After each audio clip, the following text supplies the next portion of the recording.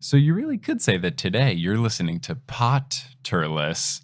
This episode came out on 420. Hey, what a mature way to start off this podcast. Before we continue my first ever journey through the Harry Potter series, just a few quick announcements. First off, our website, potterlesspodcast.com, got a little bit of a refresh. Kelly and I went in and reformatted things a little bit. We updated some of the pages and updated some information, and I've added more transcripts. So if you go to the individual episode page for an episode, if the transcript is available, it'll have a link so you can read along with the episode. Big thanks to our transcriptor, Cretia, who's been putting those all together, and I'm very excited to soon have a transcript for every single episode of Potterless live on the website. So if you want to see the refreshed site, you can go to potterlesspodcast.com or wizardon.com. They both work. And speaking of things that got a little bit of a refresh, our list of patrons got a little bit of a refresh because we have new patrons to welcome to the team. So shout out to Melody, Mikey Elazar, Jesley Otera, Elisa Gladwell, Lena, Hazel John, Sarah Lenga, Rebecca Shute, Liz, Nicole Lindsay, Siddharth Jha, Abby Roch, Neva Weinstein, Kayla Rawls, Nania Unruh, Line Reichheld Forland, Kelsey Armstrong, and the return of Zoe Marie Richards. Shout out to Lola Mendeloff, who upgraded their pledge. And a huge shout out to Demi Lynn, who upgraded to the producer level status, as well as our new producer level patrons, Kelsey Wallace and Michael Beck. They joined the ranks of Vicky, Aaron, Clow, Marchismo, Samantha, Juan, Rose, Marie, Maria, Romina, Audra, Eleanor, Nikita, Ali, Amelia, Sarah, Ben, Rachel, Zachary, Orchid, Vivian, Haley, Moster, Alex, John, Noel, Liz, Brandon, Claire, Rory, Veronica, Lotta, Noah, Tracy, Colleen, Jennifer, Friday, Ivor, Summer, Andrea, Justin, Jacob, Maya, Mark, Polly, Zena, Harlan, Noelia, Addie, Nikki, Kine, Amanda, Alicia, Kafir, Sarah, Marta, Eileen, Keegan, Mr. Folk, Maya, Floor, Siri, Georgia, Skyla, Adele, Professor Threat, Ellie, Elizabeth, Michael, Tiffany, Kelly, Carrie, Connie, Jen, Nedry, Will, Samantha, Aurora, Marcus, Courtney, Marique, Ashton, Brittany, Phelan, Julie, The Meadows Family, Ginny, Brianna, McKenna, Heather, Brad, Thomas, Brianna, Kevin, Lori, Chrissy, Jarl, Haley, Ashley, Peta, Sophie, Jen, Nicole, Callahan, Kylo, Leah, Melissa, Bella, Melanie, Bill, Victoria, Elizabeth, Britt, Becca, Reese, Adam, Joseph, Lily's mom, T-Run, Madison, Kyle, Tonks, GK, Sabrina, Sophia, Farzan, Melanie, David, Maria, Matt, Okamahime, Yimki, Bony Pony, Jacob, Kelsey, Taco, Blowfish, Rike, Taylor, Rochelle, Megan, Alicia, Riley, Colleen, Stin, Laurel, Roxanne, Erica, Miranda, Landon, Kendra, Natanya, Yogan, Darcy, Richard, Sandra, Craig, Andrin, K.A., Steve, Leor, Angela, Julia, Steamed Nuggets, and Can't I Potter? Who never forget to wash that one sweatshirt they've been meaning to wash the last 3 times they do laundry, but they keep forgetting to put it in the dirty clothes pile. If you want to be like one of these amazing patrons and get access to bonus content such as exclusive live streams, bonus episodes, director's commentary, and more, you can head on over to patreon.com/Potterless. But without further ado, let's get into episode 122 of Potterless, covering part 1, act 1 of Harry Potter and the Cursed Child, guest starring Proma Khosla.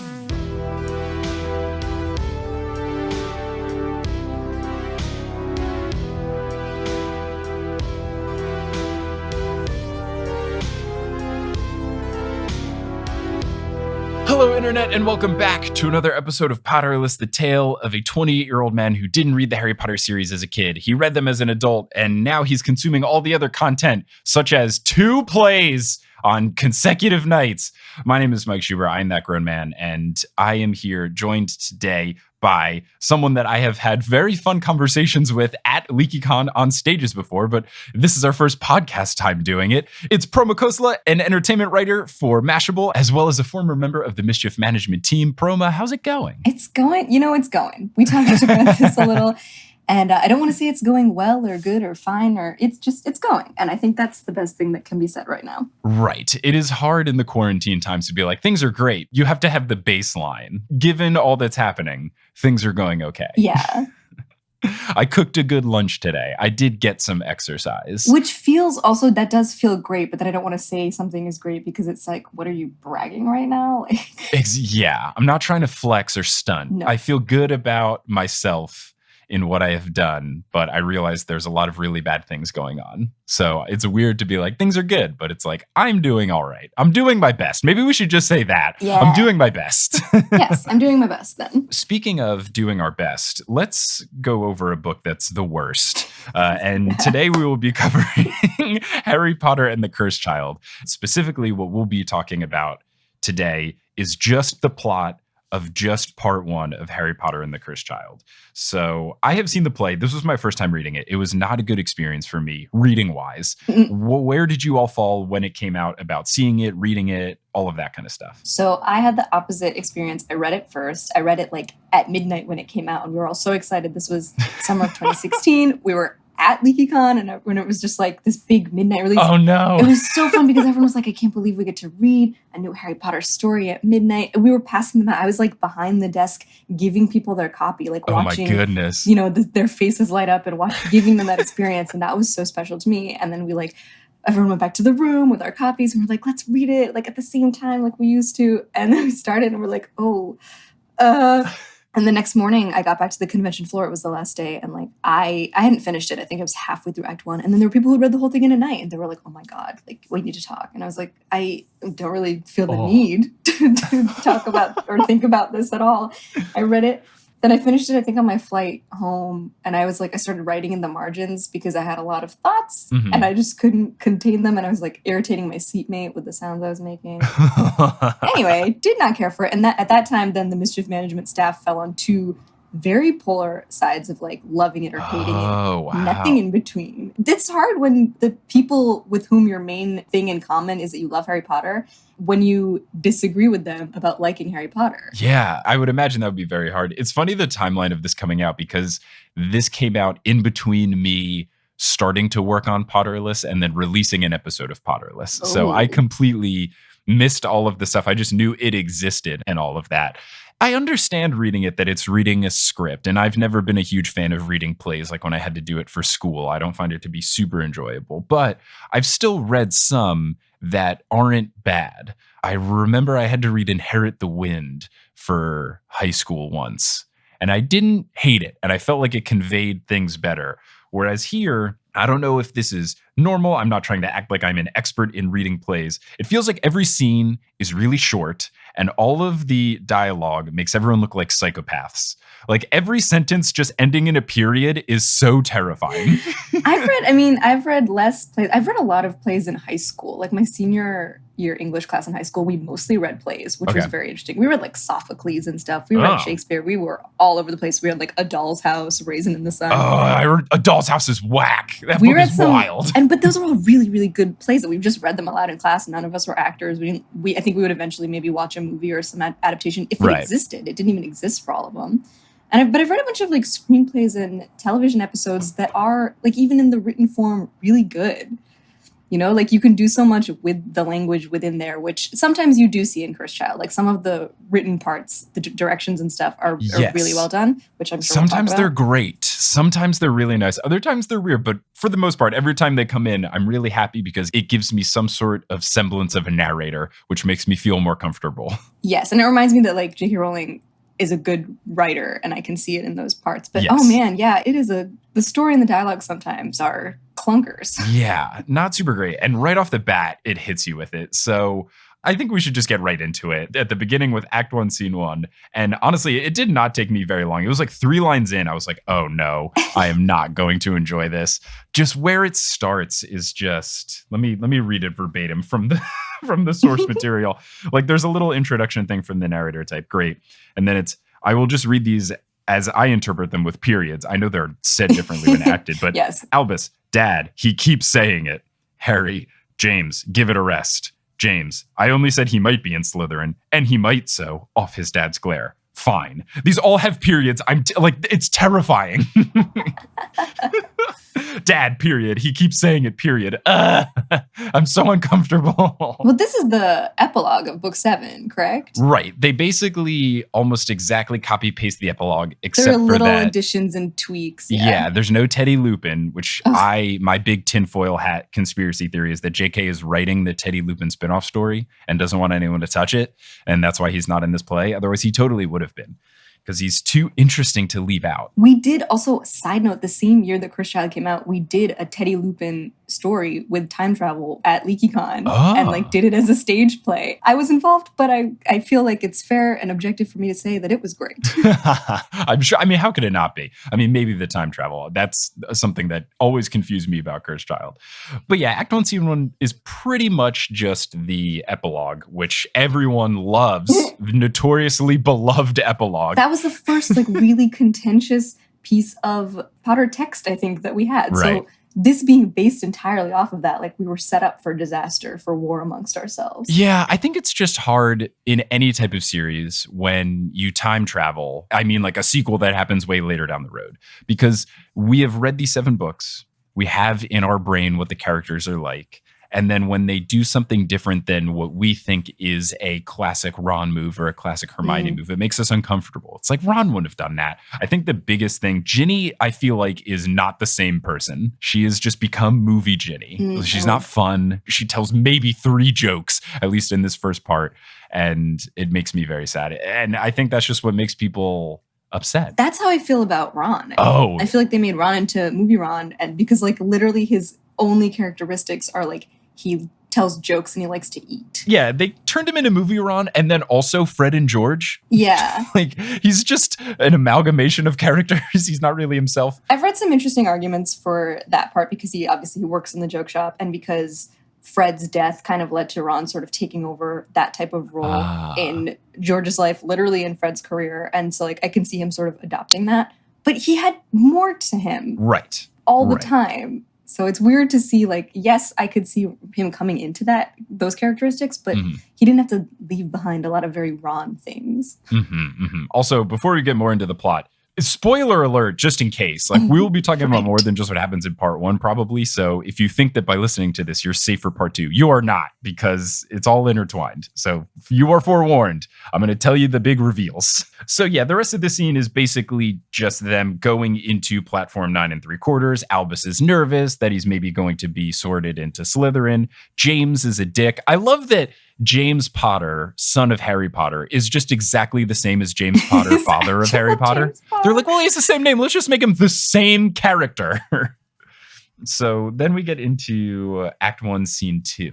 This is at platform 9 3/4. We meet the Weasleys. This is where we see that Ron and Hermione's kid, Rose, is there. And I just put this together reading it. Their kids are named Rose and Lily. Oh. Like they have themed children. Previously, the theme was just, people we used to know. Yeah, name them after people we used to know. Dead people, dead friends. Right. I know that Rose and Lily are different ages, but I don't know. It just seems best friends having kids with both flower names. It just feels weird. It feels very strange. Yeah, I did not put that together before now. Yeah. So then Ron, who has become goofy, does a wizarding version of the got your nose trick to Lily, which is actually pretty cute. And there's a bit in here which makes me miss the narrator. And I know it's a script. I know it's just dialogue. But I feel like this type of story is hurt by not having a narrator, because I think when you're having a magical world of whimsy, it helps to have someone describing everything that's happening and not just people talking. I think it's nice to have a narrator that says, like, this happened and then this happened. And also I just enjoy when it says, when someone says a line and there's a thing describing what they sounded like or what their face looked like or an expression that was made. Yeah, and she's very good at that in the books. And sometimes it seeps through. It's great when the little, whatever you call the italics are. Oh yeah, the emphasis on the adverbs. She loves adverbs, and now I love adverbs. There's a weird thing that's where there's like a lot of use of the word lame very close together. Yeah, I didn't enjoy the use of lame. I am learning every day how to be a better person, especially with having a podcast that a lot of people listen to and trying to make sure I'm not saying things that offend anyone in any way. And I used to say lame, even early on when recording the show, just because in my brain it was like, oh, that's a fun word that people used to say in the 90s. That's kind of funny. Yeah. And then someone thankfully very helpfully brought up to me, hey, lame is bad because it can be used as a derogatory word. Oh, right.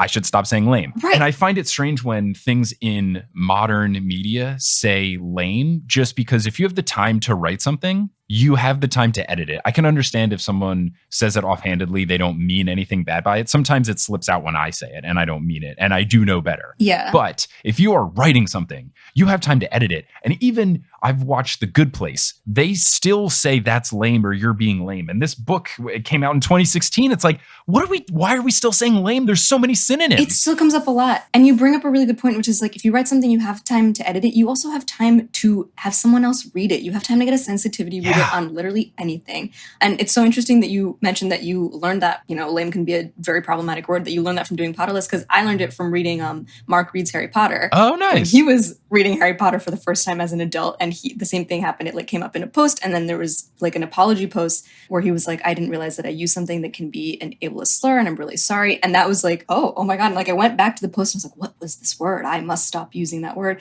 So to see it here was very jarring. And also because both of these are instances where like we were introduced to this, we got better at this, we learned something from fandom, from the Harry Potter community. Right. So to then have to see that word used repeatedly, used without any real sensitivity or like education about the connotation in what is supposed to be a Harry Potter text. And it's still in there. I saw the play as recently as like 6 months ago. It's still there. Yeah. It's strange to me how JK can have the Harry Potter community, which is very accepting and has taught me a lot. And I've learned a lot. And I think I've become a better person. And it's just strange to continue to create Harry Potter content and just not have any sort of sensitivity eyes on it at all. Yeah. It's very confusing. Because, the note that I had, and this is just what the narrator says, they're talking about it being a lame joke, which not cool. Mm-hmm. But they say, his hand is empty. It's a lame trick. Everyone enjoys its lameness. I think if you don't have lame and lameness, this would be a fun sentiment. You can say this in other ways. Yeah. His hand is empty. Everyone enjoys the trick. Like, even that is fine. Yeah, totally fine. And I understand what they're trying to convey. I'm just baffled that the text in 2016 didn't. Because that's the thing. I will often criticize in Potterless when I went through the books that JK was insensitive in a couple of different ways. Mm-hmm. And sure, the books were written in a time when we weren't as aware of it. So sometimes people will be like, you can't hold current standards to what was written in the past or the movies that were made in the past. But this was written now, so we can hold it to current This was standards. In 2016. So everybody shut up. This is bad. I don't think there's any excuse for something that some people might say is minor. It's just you didn't have to use the word lame. So why are you using it? It's not that hard. Yeah. It's very shocking. But here we are. Then the rest of the scene is basically just them getting ready to board and get on the Hogwarts Express. And we get to Act 1, Scene 3, the Hogwarts Express. So on the train, Rose insists that Albus and her have to make friends very early on the train. It's important. That's how their parents became friends. One thing that is revealed here that I think is nice is that Rose reveals that her last name is Granger Weasley. So you know that Hermione hyphenated their last name, which is very good. That feels very on brand. Yeah. I do like the self-awareness of we have to choose who to be friends with for life right now on the train journey, on the first day. Just recognizing that it's crazy that their parents did that. But then also Albus does go on to do that. Yeah. I mean, it is a very teenager thing to think. I like when they have moments where you can tell that these kids are kids. That's always nice. There are some points, though, later on where I'm not a big fan of Rose Granger Weasley. She kind of sucks.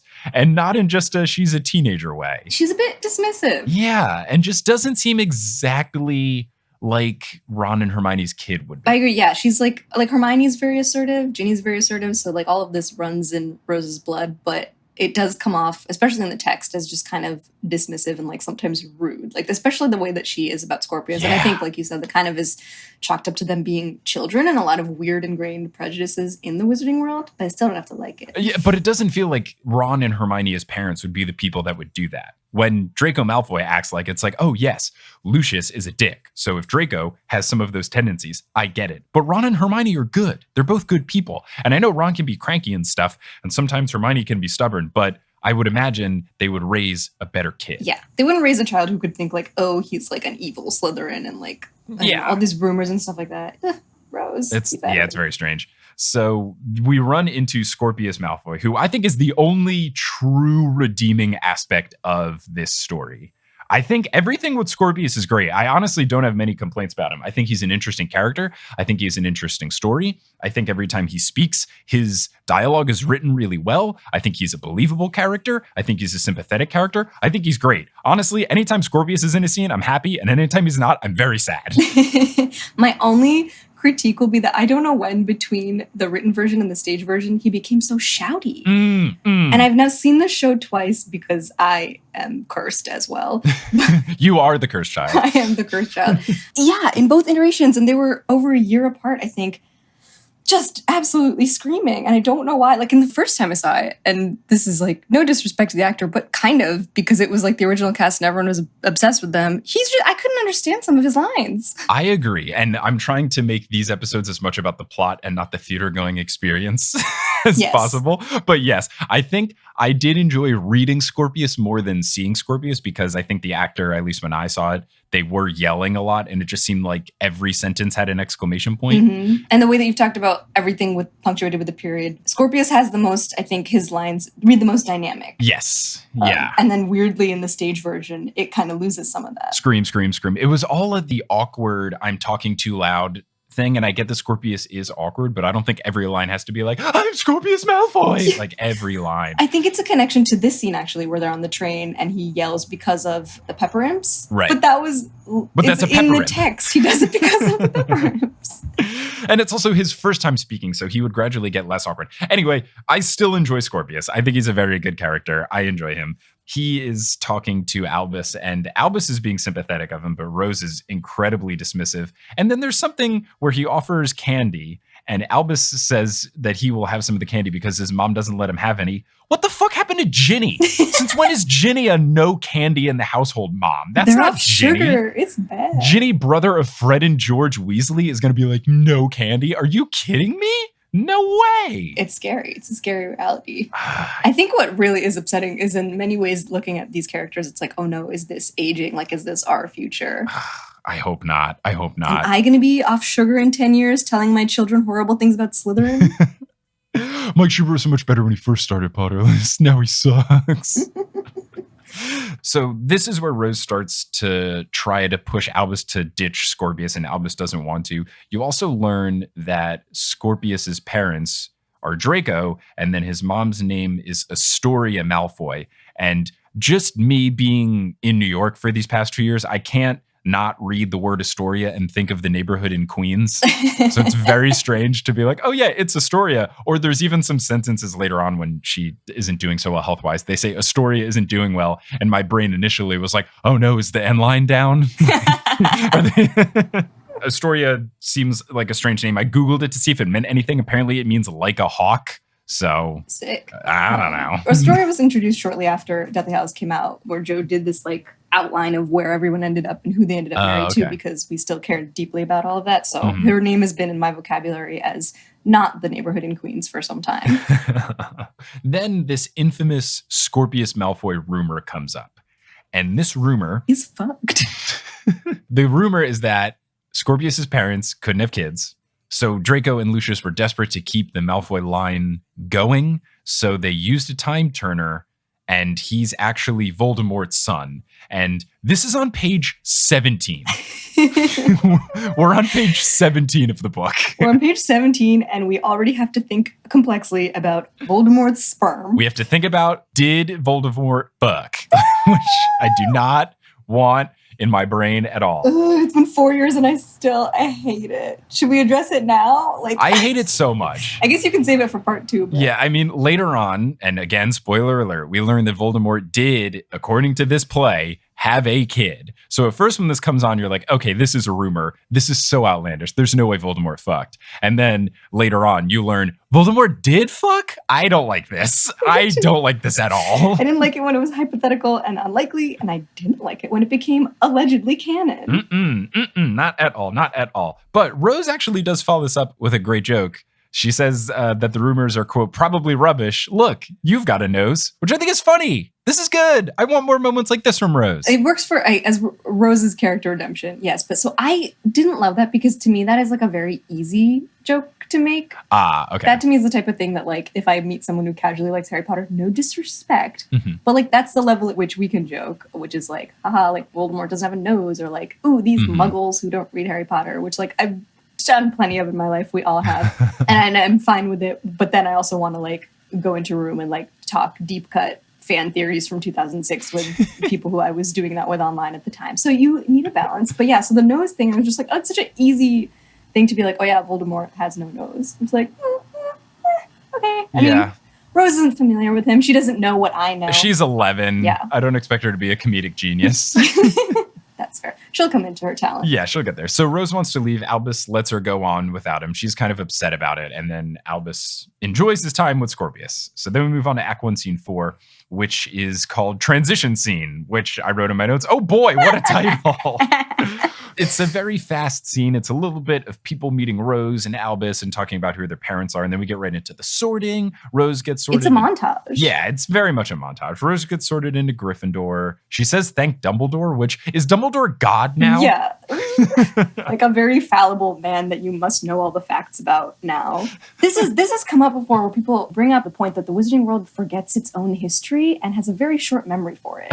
So I wouldn't be surprised if like these kids know Dumbledore as this like sanctified figure and not all the details of his past, which are like public knowledge and, you know, very contentious, because it's the same in Harry Potter where like Tom Riddle's trophy is still in the school and no one knows that name is the same as oh my God, I never thought about that. What the fuck? Yeah, it's really weird. Some of the stuff that Harry learns, it's convenient to us as the readers coming into the world and to the arc of Harry's story for him to learn things when he does. But then there are these weird lapses where it's like, oh my God, how did this like teacher not know? How did this parent or this person who was an adult during the First Wizarding War not know that and remember that and maybe impart that sooner? Yeah, how do you not take off Tom? Wow, I've never processed this. That is bonkers. Yeah, get rid of the trophy. Just put it away. That's ridiculous. Albus then gets sorted into Slytherin, and the narrator has a great bit that says, quote, there's a silence, a perfect, profound silence, one that sits low, twists a bit, and has damage within it. And just, I miss the narrator so much. I'm pretty sure everything in italics is written by J.K. Rowling, because they're all phenomenally worded. And it just makes me very sad. So another note that I have is that all of the side characters in this montage scene have super normal names. I was literally about to say that, yeah. Which makes me think that they're friends of the writers. Carl Jenkins absolutely breaks my brain. Carl Jenkins, Polly Chapman, Craig Balker Jr., and Jan Fredericks, which I get that's a little spicier of a name, but I think these are all real humans that exist. And I used to make fun of JK for having too whimsical of names, but give me some sort of whimsy. I guess you have to somehow balance out the fact that there's the lead character of this is called Albus Severus. Yeah, and Scorpius Malfoy, who sounds like a transformer. But next in this montage scene is a flying class. Albus can't get his wand to come up. Polly Chapman starts talking shit. I am not a fan of Polly Chapman. She is basically the Pansy Parkinson character of this story. And then as quickly as year one began, year one is just over. And now we're boarding the train for year two. And Albus and Harry get into a little bit of a fight. And I start to feel bad for Harry, at least at this juncture. He feels like he's trying to be a nice, supportive dad. And Albus is just being a very like, meh, very Harry Potter son of him. But he's just being very mopey and stuff. James Potter is still here. He still sucks, living up to his name. And then we get our first instance of Draco Malfoy with a canonical ponytail, which I didn't enjoy. Draco comes in and he asks for a favor. This favor is to quell the rumors. This is what is truly bonkers, is Draco's big sticking point in this story is that he wants people to stop spreading rumors about his child. First, do you know how children work, Draco? Because this is not how this is going to happen. Second, you used to be a school bully. Did you forget the fact that you were Draco fucking Malfoy, dude? Draco, you used to feed stories to Rita Skeeter unethically. Right. And he tells Harry, stop these rumors. Yeah, also, that's not how rumors work. Harry Potter, who is not the Minister of Magic, he's just the chief of police or whatever. Yeah. He's like, Commissioner Gordon's going to get up there and be like, guys, no more rumors. And then everyone's going to go, okay, fine. Harry told us to stop spreading. That's not going to work. Policing rumors. Yeah. The aura of gossip. So that's his big thing. Harry tells Draco just to let them blow over. And he's like, no. Gets all pissy.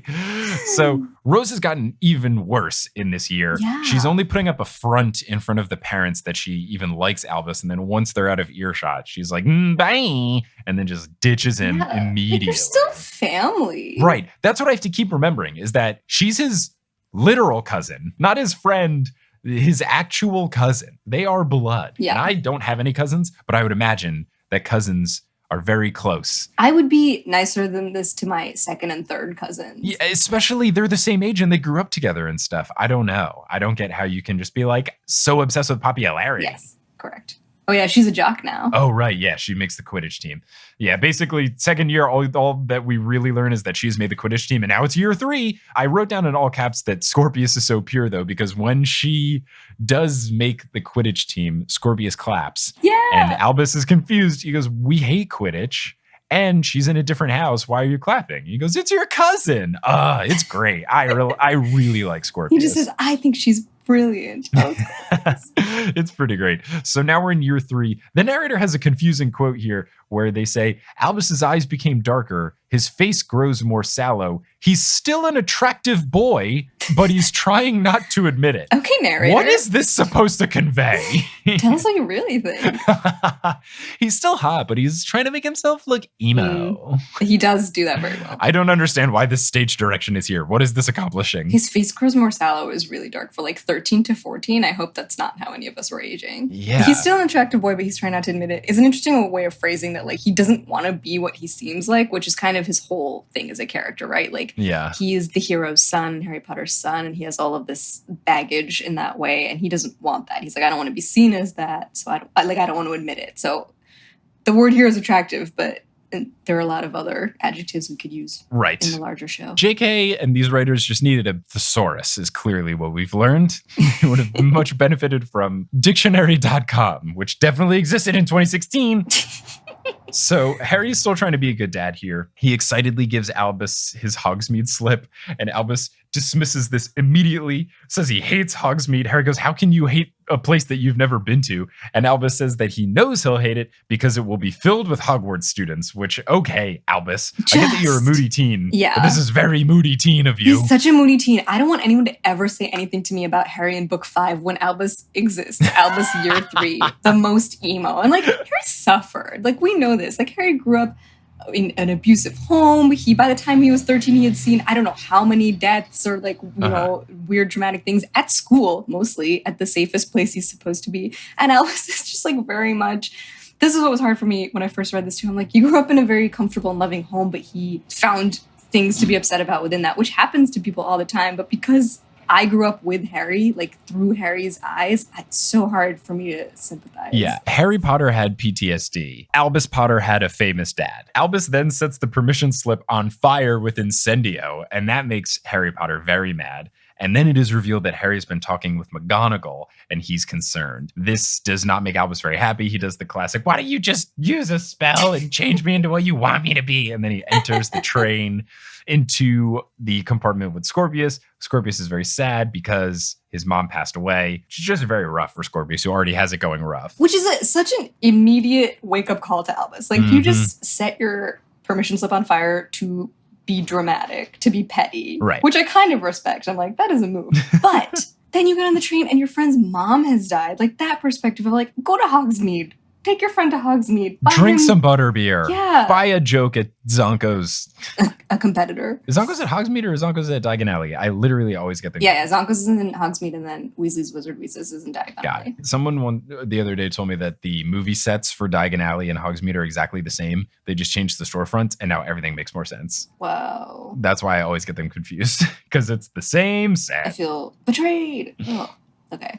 So the final thing that happens in this scene is they get to Hogwarts. Lily, the youngest Potter, gets sorted into Gryffindor, which of course makes Albus very upset. He just says, oh, this is perfect. And then they move on to Act 1, Scene 5, which is in the Ministry of Magic. A great thing about Cursed Child is that we already have James and Lily Potter, Harry's kids, in it. And then they're like, you know who we should bring in at the end of part 2 is James and Lily Potter, the originals. That'll be fine. I can understand using the names of parents and stuff. There's just a lot of that, and it gets confusing. Yeah. Well, I think that's why starting pretty soon, James and Lily Potter Jr. will be forgotten entirely. Yep. They just pretty much get ignored.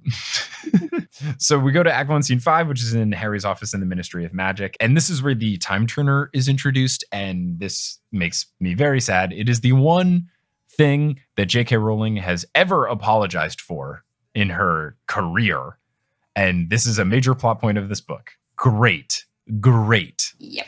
She wrote an entire Pottermore article saying, oh, I shouldn't have made Time Turners. That was kind of messy. Sorry, guys. My bad. And then just kidding. This entire 2-part play is based on Time Turners.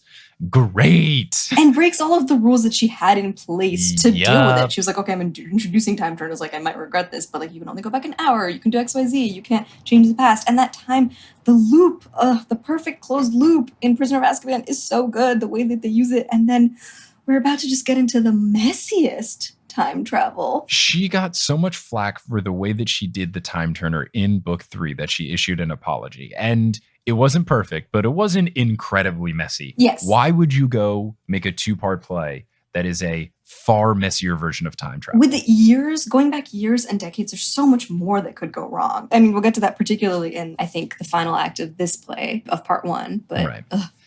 Hey, yes. So the time turner situation is that Harry has put Theodore Nott in custody. Deep cut. Because he was, I guess, illegal time turning. They don't really ever explain what he was doing. It's just that he is evil, right? And I don't think he's like supposed to be some brilliant wizard who invented like the most powerful time turner ever, but he did. And that he must be stopped. So they got the time turner. Hermione wants to test to see if it's legit because it looks entirely different from the time turner they used in book 3. And Harry doesn't want to do it. But then the conversation, and I feel like this happens a lot in this play, is just a lot of the conversations are just very cliche types of conversations. Mm-hmm. And this one just becomes the, you got to do your paperwork, Harry conversation, which like, what is the point? That's so boring. Why do we care? This is not compelling at all. Great. Harry's messy. Cool. And I think that's the conclusion too, is at the end of it, like before, well, they have this other conversation at the same time, which is more the focus of the scene about Nott and all of that stuff. But then like as Hermione's leaving too, she's like, get these files read. And it's like, but is that okay?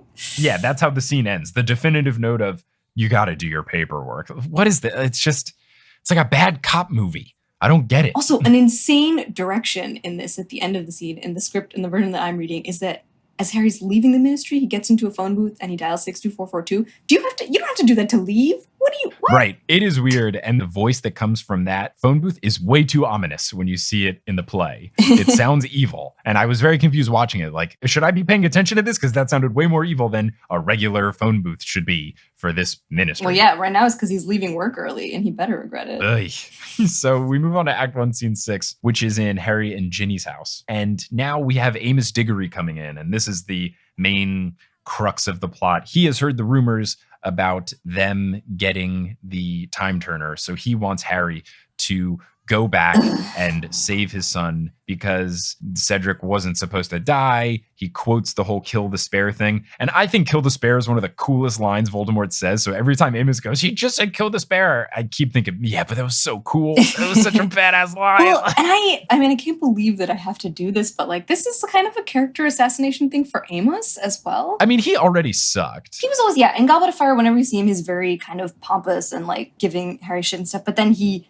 has the worst humbling experience. I don't want to call it that, but like he goes through a huge trauma. He loses his son. And at the end, like when Harry meets the Diggorys, they barely really say anything. Amos is very deflated. You know, they ask Harry to keep the Triwizard winnings. And then I don't like seeing like, because then you have in this scene, you don't really want to sympathize with him. You're like, oh, Amos he's being so demanding. And like, I don't want to feel that way about someone who has lost his son and has been through a lot. But here he is like, no, Harry Potter, who saved the Wizarding World and avenged a lot of other people's deaths as well. Mm-hmm. Let me have the time turner for me, just for me, because I lost someone, with this one person. And like 20 years later, I want to make you feel guilty about this. It just does, like a lot of stuff also in this. I'm like, no one talked about this for 20 years and it's coming up now. Yes, that's the weirdest thing is this is a weird reaction for someone to have 20 years later. You would think that he would be processing things differently. And it's funny you said avenged because I have recently been binging through all of the Marvel movies and Avengers stuff with my wife because she has not seen a bunch of them. And something that I've noticed is that, especially in Civil War, you just get a lot of people that are mad at the Avengers because someone died. And I understand people being upset that their family was caught in the crossfire of Avengers stuff. But also, if they didn't do anything, everyone would be dead. How can you be like Harry? Because he even has this quote where he's like, how many people have died for the boy who lived? I'm asking you to save one of them. Dude, how many people did Harry Potter fucking save by being the boy who lived? Yeah. Come on, dude. And I understand Amos being mad about that, but truthfully, this would have happened. This is like, and you know, if you look at the grieving process at the steps of it, like obviously everyone is different, but more than likely, this part of it happened years ago. Yes. I would have expected him to show up at Hogwarts asking how come Harry lived and my son had to die in like Order of the Phoenix or like during the books that we read. And Civil War, you mentioned, there's an immediacy to it. Like the woman who comes to Tony Stark in the beginning and is upset about her son dying. Isn't that someone very famous? Like Alfred Woodard or something. And yes. Like, you're in a bit part in a Marvel movie. Side note. This woman who approaches Tony Stark in the beginning of Civil War, that's because her son died like very recently. It's been at that point probably months. Right. The 20-year later aspect of this is so strange. And it was a mix of it didn't feel believable. And it was so unbelievable that I didn't really feel sympathy for Amos. Yeah. Because he's so angry, and I know that this is not something easy to take, but this doesn't seem like the normal response 20 years after the fact. Yeah. I've heard about a time turner coming back. You need to go back and say, my son, it sucks that Amos Diggory doesn't appreciate what Harry Potter did. Yeah. Even if this conversation just had a different tone. Yeah, and even bringing up how many people have died for the boy who lived, like that is a good point, one that Harry, I'm sure, thinks about a lot anyway. But to the same end, Amos, yeah, how many people have died for the boy who lived? So why this one? Right. Harry here tries to make the point that using time turners is messy and we shouldn't be doing it. Also, literally, yeah, to change the past, which is like the one thing. Like, Amos, you've seen Back to the Future, or like, you know one thing about time travel. You must know. If you know nothing about it, the first thing you learn is like, you don't mess with it. You don't change the past unalterably. Right. And especially to go back 20 years and just all these ramifications. And I think the point of this is that you're supposed to feel bad, and I did not feel bad. I was just frustrated at Amos Diggory. I didn't feel any sense of compassion. Yeah. The last thing here is that Delphine Diggory comes in. She's Amos's niece. She comes in and talks to Albus, who is listening in on the stairs, and she talks a little bit back and forth with him. Then Amos gets all mad and calls her in to wheel him away because he's in a wheelchair. And that is the end of that scene. And then we move on to scene 7 of Act 1, Albus's room. Oh, Pass Mike, I know you are so eager to get to Albus's room and go on this incredible adventure. But before we prepare ourselves for this journey, we need to take a little bit of a break because it's time for Wingardium Adridosa.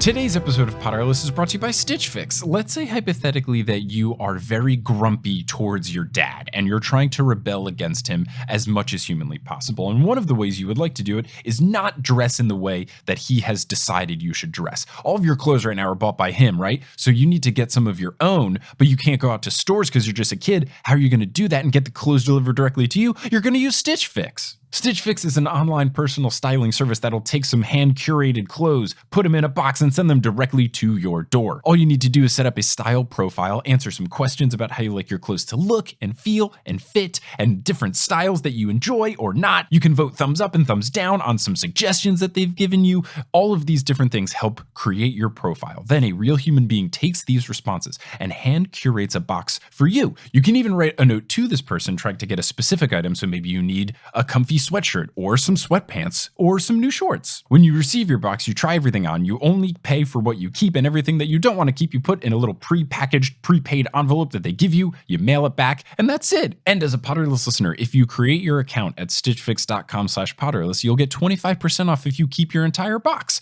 So create your account, go to stitchfix.com/Potterless, make your profile perfect, make that box perfect, send a note so that you get exactly what you're looking for. You don't want to send anything back, and then you'll save 25%. And all of this happens if you go to stitchfix.com/Potterless today. Today's episode of Potterless is also brought to you by Shaker and Spoon. Let's say hypothetically that you are Mike and Kelly Schubert and you wanted to have a fun night of making cocktails, and you did so, but you did not use Shaker and Spoon, and it was really messy and hard to do, and in retrospect, you really wish you did Shaker and Spoon. Well, you should have used Shaker and Spoon. So Kelly and I wanted to have a nice fancy cocktail night. We had to get all of the ingredients. We had to look up all the recipes. We had to make all the stuff ourselves. We had to figure it out. We messed some of them up. It would have been so much easier if we just did Shaker and Spoon. Shaker and Spoon sends a box of all of the ingredients, instructions, and everything's in the correct portion size that you need to make 4 servings of 3 different cocktails, all using the same liquor. Truly fantastic. I've loved all my experiences with them. And now if you want to have some fancy cocktails at home, they make it easy for you. So if you go to shakerandspoon.com/Potterless, you'll get $20 off your first box, which is a great deal because they run between $40 and $50. So you're getting about half off, and they send you the box. All you got to do is get the bottle of liquor and you're making some fancy drinks. And then you have the recipes forever, so you can continue to make them in the future. It's really great. I love them. And if you want to use them and fall in love too, just go to shakerandspoon.com/Potterless today.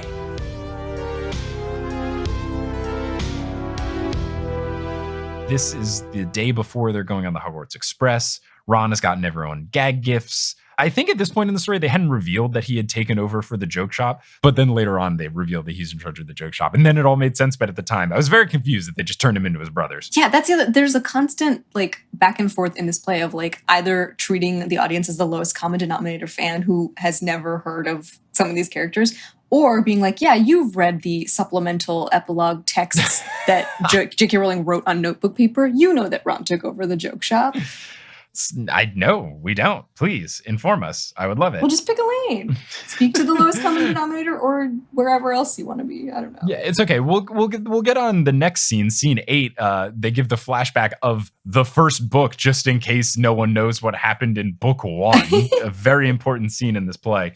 The rest of this scene 7, Harry is trying to be sentimental to Albus, a 14-year-old boy, by giving him a blanket that he was wrapped in by his mom. Cool. Great gift, Dad. He's like, this matters a lot to me because of my trauma. He says that he would touch it whenever he needed luck, which, correct me if I'm wrong, he did 0 times in 7 books. Yeah, because he didn't have it. So they shoehorn this in very nicely, which is like Dudley found it after Petunia died. So way later. So that's what, like, Harry touching the blanket is a nice idea, but by then he has like, you know, little photographs and like other things that he might tie to his parents. I think about like the piece of a photograph or like the letter that he had in book 7. And so the idea that every Halloween he's like, I want to touch this blanket that I got when I was like already in my 30s. Yeah, it's very strange. I do enjoy that Harry and Dudley are still on good terms. That is nice.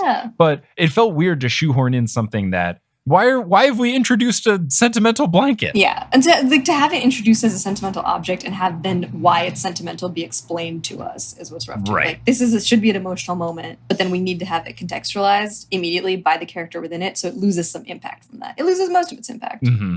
Albus is still being grumpy, and he gets to a point, which I actually think is good. He gets to the, what did you expect? We'd hug, and I'd just say that I loved you all along and everything would be fine, which is a pretty astute response here because it does seem like a pretty low effort play from Harry. Mm-hmm. But then things get a little uglier, basically with Albus saying that he wishes Harry wasn't his dad, and then Harry blurting out that sometimes he wishes Albus wasn't his son, which is a big yikes. A big yikes, but also not completely off-brand from Harry Potter. I feel like I could see him blurting this out kind of thing. Yeah. So I get it, but it is, and it's written to be this way, a big yeesh. This is my hill with a lot of LeakyCon panels, is it always comes down to these people need therapy. Everyone from these books needs therapy, and they never got it because there are 3 jobs in the wizarding world, and therapist is not one of them. It's very sad. It sucks. You would think that there'd be a guidance counselor at Hogwarts after all these years, but no. Nope. They have Filch. They have a man who can't use magic to clean doing the cleaning. Mm-hmm. Hogwarts is such a messed up place.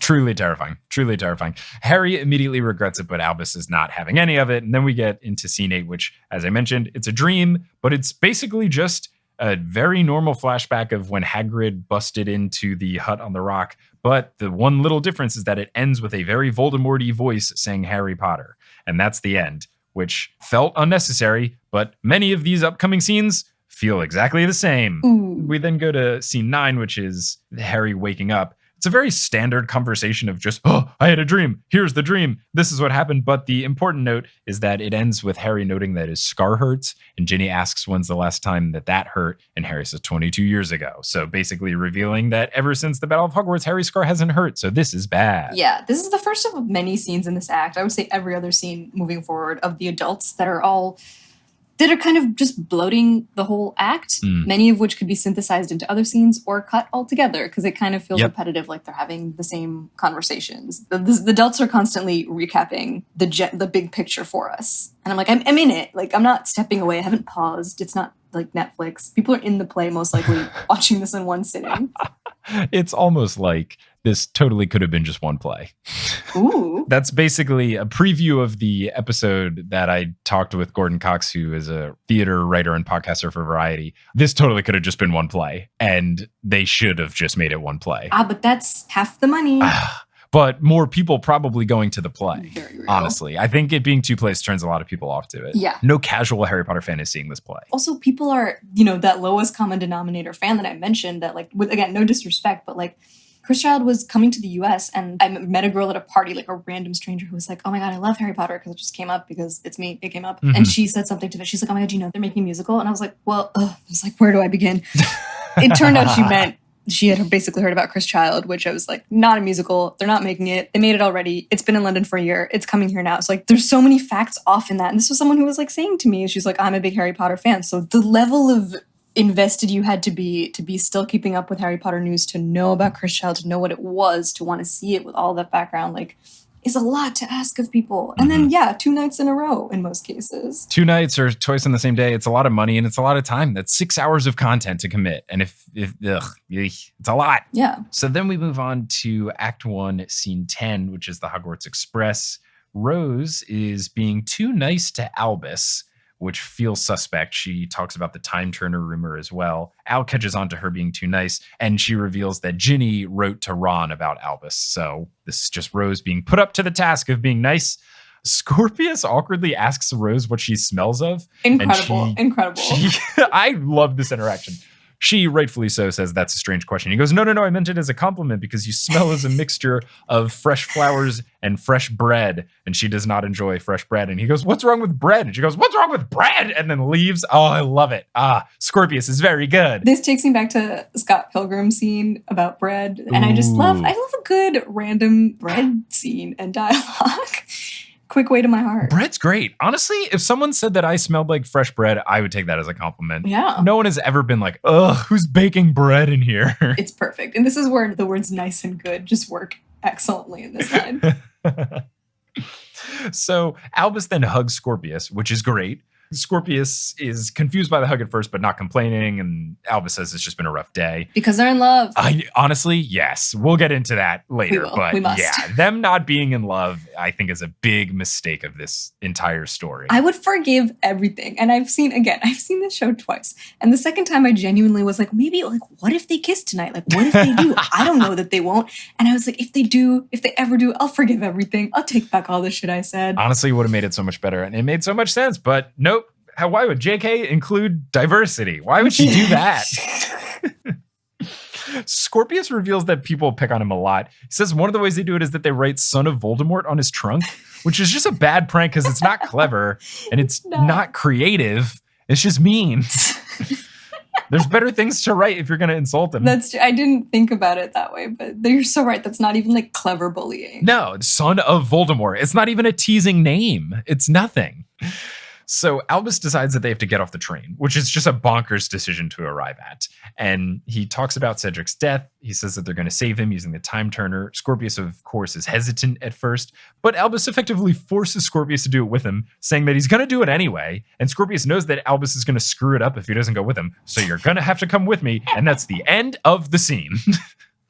And we move on to scene 11, the roof of the Hogwarts Express, the dumbest fucking shit in this whole book. I've come to embrace this one, actually, because it's so really batshit. Okay. Yeah. It's ridiculous. The first time I heard it, I was like, you're fucking kidding me. And then I think having seen it too, I'm like, this is wild, but like I embrace it in sort of in like a Mamma Mia, here we go again type way. I'm like, yeah, fine. It's basically Face Off with Nick Cage and John Travolta. You just accept how truly nonsensical it is and you try to enjoy it. But basically, Albus has decided they are going to jump off of the roof of the train into a viaduct that will be filled with water so they can go to St. Oswald's, which is where Delphi works, and then they're going to go back in time and save Cedric. But the trolley witch comes onto the roof for some godforsaken reason, and she starts offering candy, but then goes into this weird monologue saying that no one knows much about me, and no one asks my name, and I've forgotten my name, but then says who originally hired her, and Scorpius does the math and says that she's had this job for 190 years. She says that she's good at making pumpkin pasties, which is strange that she also makes the candy in addition to selling it. It feels like you should just get it from a candy maker. Why isn't she just supplied by honeydews? Not necessary. But that's another conversation. But then she says that people don't notice that the pasties transform into something else. And then, and this is how it is described by the stage direction, she throws it, quote, like a grenade, and it explodes. I have a million questions. What is happening? What has changed that turned a pumpkin pasty into C4. And was it like that? Are the ones that people eat like that as well? I also like later on in here where it says her spikes are particularly spiky. Yep. Oh, I definitely took note of that. But eventually what we learn is that she is upset because she has a perfect record of everyone making it to Hogwarts, but she's doing things that make it seem like she's going to murder these two small boys. I don't know how that's going to reflect well upon your perfect attendance at Hogwarts record. They're like, yes, I'd feel safer inside with you out here. Also, weird thing about, not this one, but the previous scene and this setup as they're going to Upper Flagley to find Delphi is Albus's investment in these people he met once, Amos and Delphi. And I do kind of see this from the like rebellious teen angle where he just wants to do something to piss off Harry. I'm very annoyed with him for being like, oh, I know. And he just fixates on Cedric, Amos, and Delphi in a way that makes no sense. Like, Amos at least is like, that's my son and I miss my son. Albus is just like, ooh, like, does someone mention this? I think it'll make dad mad. And he suddenly is just like, we have to save. I can't believe what my dad did to Cedric. What happened to Cedric? And once again, that is when we're like, Albus, you know many other people who died. Like, what about, like, your uncle? You know, what about the family and friends? Like, the people that your siblings and cousins are named after. Mm-hmm. Anyway, so the trolley witch, as we all know from the 7 books, is part monster. And her hands turn into giant spikes. And she's going to attack these 2 small boys. And as you mentioned, the narrator says that at one point her spikes are particularly spiky. Albus jumps off and they use the cushioning charm. Scorpius then goes on to follow after, though he does give a good line before he jumps. He says, quote, well, as fun as you clearly look, I have to go after my friend, and then jumps while plugging his nose as if he's jumping into a pool. I thought that was pretty great. So then we get into Act 1, Scene 12, which is in the Ministry Grand Meeting Room. There is an interesting stage direction that says, the stage is flooded with wizards and witches. They rattle and chatter like all true witches and wizards can. What does that convey? I don't even. They are humans capable of talking? Yeah, I guess. Ay, very, very strange. I guess it means they make other sounds. They have their trunks and their owls. And I mean, it's not. No, it's stupid. Yes. Basically, it's a meeting called by Hermione, inspired by Harry, because Voldemort's old allies, the giants, the trolls, the werewolves, are beginning to move again. They're trying to figure out why, and they want to ask if anybody has any leads about what's going on. This is another great expository scene. Very expository. And it gets to a point where Harry asks, is there anyone with a dark mark that's been feeling anything? And this really sets Draco off. Like he doesn't have a dark mark. Yeah. And what makes me really sad about this scene in particular, I think the character of Draco gets better in this story, but at least in this beginning section in Act 1 specifically of Part 1, he's just regressed to being Draco from the middle of the book series before he kind of was getting better over the course of book 7. And it just makes me sad that Draco hasn't had any sort of growth, because what you want to hope with things in book 7, such as Draco not giving up Harry when he's brought in by the Death Eaters, you would think that Draco becomes a good dude. And it sucks that he's just regressed to being, I guess he works for the Ministry, so he's kind of good, but he's still just such a petty, angry man.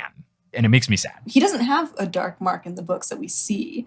I'm trying to remember if it was confirmed later. You never actually see it, which again, this is another thing where they're just kind of using the movie as canon. Yeah. Draco, in classic Draco form from the books, not progressed at all Draco, says that Harry's just doing this to try to get his name back in the papers. And Harry goes, no, I don't want that. Draco cites that these rumors pop up once a year, every year. And Harry says that, those rumors weren't said by me. And he goes, well, doesn't your wife edit the Daily Prophet? To which my initial thought was, that's a pretty boring job to give Ginny. And then Ginny clarifies that she edits the sports section. And that's still a pretty boring job to give Ginny. Yeah. Well, she played for a while, right? Did you play professionally for a little while? I think she did. So that's kind of good. But I don't know. I feel like Ginny can achieve more than just being the sports editor for the crappy newspaper. Yeah, I mean, she could be working at the Ministry and like with the Department of Magical Games and Sports. Right. That seems like a more high-ranking job than a sports editor. And I mean no disrespect to sports editors, but I've worked with editors and I know like it's not the highest paying or most well-respected, even if it's an important and difficult job. Oliver Wood should be editing the sports column because sports was his whole life. Ginny is more than just being good at sports. It's just a part of who she is. I would read the shit out of Oliver Wood's sports columns. Oh my God. It's perfect for him. It's a world where there's only one sport. No one would be mad. Yeah. I'm so sad what they did to Ginny. It's very much look what they've done to my boy, but for Ginny. So Hermione tries to step in and mediate, and then Draco is still going on a tear, saying that Hermione only became minister because she's Harry's friend, which is just... Like what? So this causes Ron to lunge after him. Classic Ron move. He's stopped by Ginny and all of that. And then Draco just, again, is making this all about Scorpius and the rumors and all this other stuff. Harry is trying to tell him that this has nothing to do with Scorpius or the rumors. Draco says that he thinks this meeting is a sham, and then he leaves. And then some other people file out too. And I don't feel like that's how meetings would work with the wizarding equivalent of the president. Like, this is the wizarding prime minister. She's called an official meeting, and then one guy just gets kind of mad, and then a bunch of other people leave too. That's not how meetings work in government. You're so right. Yeah. You can't just bounce. Also, I will say, like, I know you're really upset about Ginny. I still, to this day, like, I'm glad Hermione's minister because she's great and she's a boss witch, but she is the only character in the books who explicitly says she doesn't want to go into government. Yeah. And I hate that when she's a teacher, which I think would be much more fitting and satisfying for her, that's alternate, like, dark timeline universe version of her that where we're supposed to be like, oh, she ended up as a teacher, like not doing as much, like it's worse, and like she's a poor lonely spinster. But again, we will get to there. So the next scene is Oswald's, which is where Amos Diggory is, and this scene is basically nothing. It's just a bunch of whimsy and stage direction. There's 5 total lines of dialogue. All that happens is that Albus and Scorpius say they're looking for Amos. Everyone gets sad. Delphi enters excitedly. And then you go to the next scene where they're in Amos's room. And you just get Amos being grumpy. He doesn't like that it's a Potter and Scorpius who, quote, may be a Voldemort. Like, Voldemort is his last name. It's so wild. Please, Mr. Voldemort was my father. His first name is Lord and his last name is Voldemort. No, Lord Voldemort was his evil stage name. Ugh, truly bananas. But Delphi is able to win him over, saying that they volunteered and they care and having ears inside Hogwarts is good. So Amos finally shows emotion and then supports them doing it, but he wants Delphi to go with them. So the plan is set into action. There is a lot of Amos and Delphi at the same time in this, more than I remember. I can't remember. I literally gave away my physical copy of the stage play. Smart. I'm trying to remember if on stage, if it's like this, because the whole thing is like at the end, Amos is like, who's Delphi? I never met her. Like, that's like the big reveal is that he's like, oh, what? I don't have a niece. You're all crazy. Because Harry comes in asking about Delphi, and then they're like, oh my God, she was never. Like, that's when they start to doubt her as a character. But in this version, at least in Act 1, like, she interacts with him. She's seen by Harry, and so that's interesting. Yeah. Amos speaks to her. He calls on her directly. So I wonder if that's something that changed in rehearsal, and they were like, hey, that doesn't make sense. Maybe. So scene 15 is the Potter house kitchen. Ron and Hermione are over for dinner. Harry is mad about Draco's obsession with the rumors, which is quite justified. Ginny says she even wrote an owl to him saying that Scorpius should come over for Christmas, and Draco's reply was just, again, saying Harry needs to quell these rumors, and that's it. Ron tries to provide comic relief, but it was not really funny. I was very confused by whatever Ron is going for here. Then Harry gets an owl that Albus and Scorpius did not make it to school, and that's the end of that scene. Dun, dun, dun. Scene 16 is in Whitehall, the cellar, and it's basically just the trio of Albus, Scorpius, and Delphi getting ready to take Polyjuice Potion. There's this whole joke about it tasting like fish, which I thought was confusing because my understanding of Polyjuice Potion was that it tastes different based on who you're polyjuicing into. Mm-hmm. So that was like this whole bit that felt kind of strange. And then they go into the Ministry of Magic while using Polyjuice Potion. The magic phone booth just lets them in. How is the defense at the Ministry so bad? How is it so bad? It's quite bad. Like, if anyone knows the code, you can get in. The code hasn't changed in 20 years. And it's T9 word for magic, so yes. Real great code. It's 2016. We don't use T9 anymore. I will never forget T9 word. I was so good at T9 word. I could text with my cell phone inside of my sweatshirt. Ooh. I was so solid at it. I could no look. Oh, I was a monster at it. I still use that whenever I'm coming up with passcodes. I'm like, okay, just think of a word and then type it as numbers. Nice. That's good. That's really good. So scene 17 is the Ministry meeting room. It's just the squad and Draco trying to figure out what's up. They're all angry parents, which I think is kind of fun to see.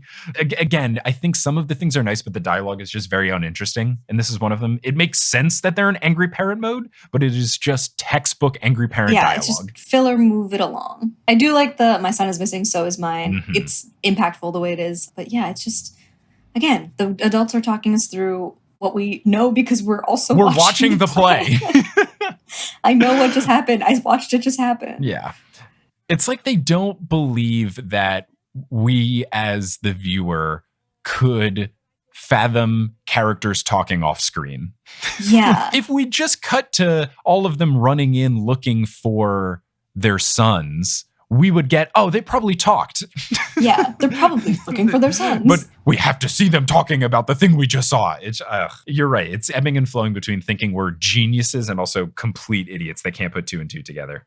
So scene 18 is in the ministry corridor. The youngins are snooping around, and Harry and Hermione are walking down the hall. They use Alohomora to get into Hermione's office, which, again, how is this the security system for the Minister of Magic? The spell that 11-year-olds learn. I just don't get it. How? So they go in, and then Albus, disguised as Ron, has to prevent Hermione from getting into the office, does some awkward dialogue and then awkward moving his body in the way, and then has to kiss her sometimes, which is especially awkward because Hermione is his aunt. Yep. And then he tries to say that he wants a baby. No, I want a holiday, or a baby on the holiday. I get that it's supposed to be awkward and stuff, but it just, I don't know. It wasn't enjoyable awkward. I feel like Scorpius's awkwardness is fun, and this was not very fun. Yeah.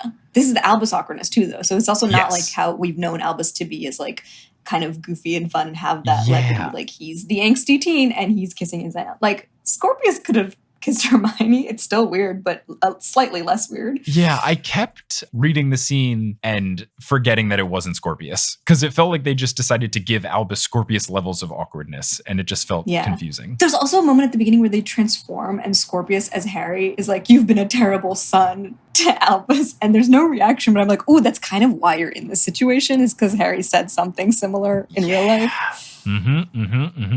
So then we get into Act 1, Scene 19, the final scene of this first act and the final that we'll be discussing in this episode, which is inside of Hermione's office. And this scene is actually pretty cool because it's mystery-esque, and I love a good riddle. It was also fun to watch this in the play. It starts with Scorpius pointing out that Albus just kissed his aunt a bunch, so that's actually very fun, and I love Scorpius even more. So they start looking around Hermione's bookcase for where the time turner could be, and apparently her bookcase is very interesting in that it has many restricted books and banned books, and it even has this one book called Sonnets of a Sorcerer, which they point out is not even allowed at Hogwarts, which sounds innocent enough, but also I need to know what's inside this book. These are all the books. I'm sure this is like a library that began with the books that she summoned from Dumbledore's office at the end of Half-Blood Prince, or like she said at the beginning of Deathly Hallows, she says that she did it like after his funeral, and that is one of the things about the original books that I can't stand, and the convenience of it. It's just like a random convenient plot point. Like, oh yeah, she has these books, and she's like, yeah, I just said Accio books about Horcruxes, and they flew in through the window. And like, Cursed Child is just a series of things like that, of like some of Accio books about Horcruxes. Like, that's why I hate now rereading the original book. Sometimes I'm like, oh god, like, is this expert plotting or is this some like easy convenient thing? Like, I almost feel like parts of Cursed Child kind of did that like glass shatter effect from How I Met Your Mother, where I noticed a tendency of J.K. Rowling's, and now I can't unnotice it in other places. So they're looking through, they see a book about Trelawney, and when they grab this book, because it's strange that Hermione would have a Trelawney book, it starts to produce a riddle. And the riddles are not anything super complex. It's very reminiscent of the Sphinx in the Triwizard Tournament. Yes. The first one is like, the first is the fourth, a disappointing mark, which is D. And you'll find it in parked, but not in park. E. And then the second is less fair of those that walk on two legs, grubby, hairy, a disease of the egg. And that's men. Which, pretty good. And then the final thing is, and the third is both a mountain to climb and a route to take, a turn in the city, a glide through the lake, which is a tour. So that's Dementor. Then they open a book about Dementors. Then it's a pretty easy riddle about Voldemort. That leads to a book, Marvolo the Truth, which has a pretty easy riddle about shadows. I was sad that the first one was actually kind of a interesting riddle, and then the next two are incredibly simple. Yeah. But then finally they are able to open the last book, which has the time turner in it. And Delphi and Albus got caught inside of the bookcase at some point, which I'm very glad that I saw the play first, because I would have been quite confused by what the hell was happening here, of how people could fit inside of a bookcase. But then they get out and they're ready to do the time turner. And Scorpius ends it with a great quote that says, "It's only just begun and it's almost half killed us. Good. This is going to be good," which is sarcastic, but I think it's great because the play sure isn't. And that's the end of Act 1. And that's the end of this episode of Potter. So quite a roller coaster. We will be continuing on with Act 2 next episode, but I don't know, just big overarching of Act 1. How do you feel, Proma? So the thing about Cursed Child as 4 parts is that I like each act progressively less. So this is technically my favorite act of the 2 plays. I thought it got better each time, but I think it's also because my brain shut off after each part. Yeah, I think it's designed that way. I just had lower stakes with each part that happened next. It breaks you down and then you just have to love it. Eek. I don't know. Act 1, I thought could be so much more interesting if you just had less. You just start with Albus Potter in year 3. It takes so much time, but we don't learn that much. Like half of this act is just Albus is grumpy about being Harry's kid, and it doesn't go on. And this could be conveyed with just a longer conversation before they get on the train in year 3. Yeah, it's so much filler with those scenes with the adults. Right. And like you said, yeah, we don't need the whole montage of him growing up. Not a lot happens, No. which is also correct. I think it's the least of this act has, because nothing happens a lot. There's also less bastardization of the things I hold near and dear in this story. I think just as a story, you're a whole part in, and it just doesn't feel like that much has gone down, and you haven't learned enough to feel like you have a foundation. So it just feels kind of empty. So hopefully everyone enjoyed us talking about an empty thing for an hour and a half. So, Proma, if people want to find you on the internet and stuff, where can they do so? You can find me anywhere as Proma What Up. That's Proma What Up, spelled as like 2 words, not like the hip way or whatever. Proma What Up. Yes. Proma, thank you so much for joining on. Listeners, thank you so much for listening. And as they say in the wizarding world of Harry Potter, before they take a ride inside of a bookcase, wizard on! It's going to be good. It's going to be so good.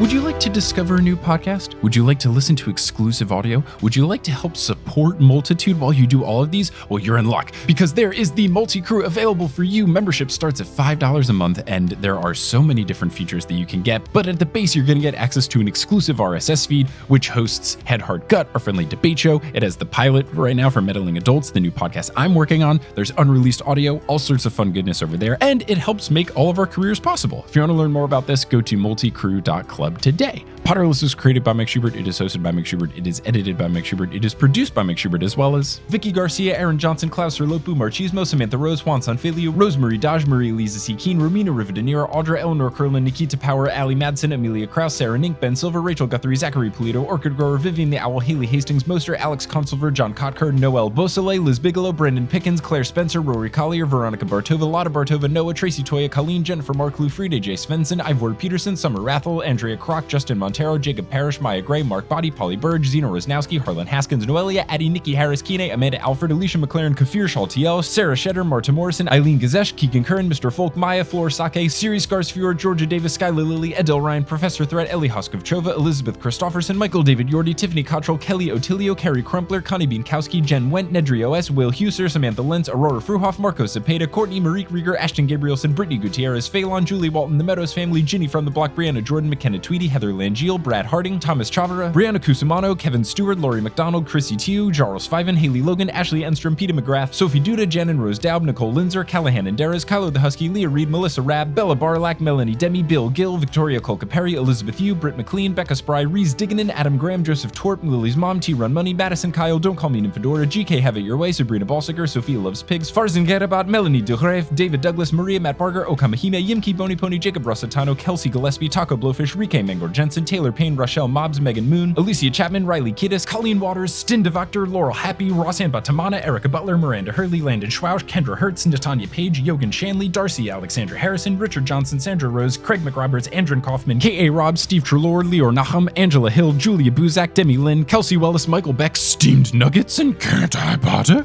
Web design by Kelly Schubert, audio assistance from Brandon Grugel, and the music is by Bettina Campamanes. If you you want to find us on social media, you can at facebook.com/Potterless, twitter.com/PotterlessPod, instagram.com/PotterlessPodcast, and reddit.com/r/Potterless. For any and all information about the show, you can go to potterlesspodcast.com. For bonus content, you can go to patreon.com/Potterless. And for merch, you can go to potterlesspodcast.com/merch. If you want to tell someone about the show, whether it's through an email or a direct message of sorts, or through a review online, that all really does help. Thanks so much for listening, and until next time, as they say in the Wizarding World of Harry Potter, Wizard on!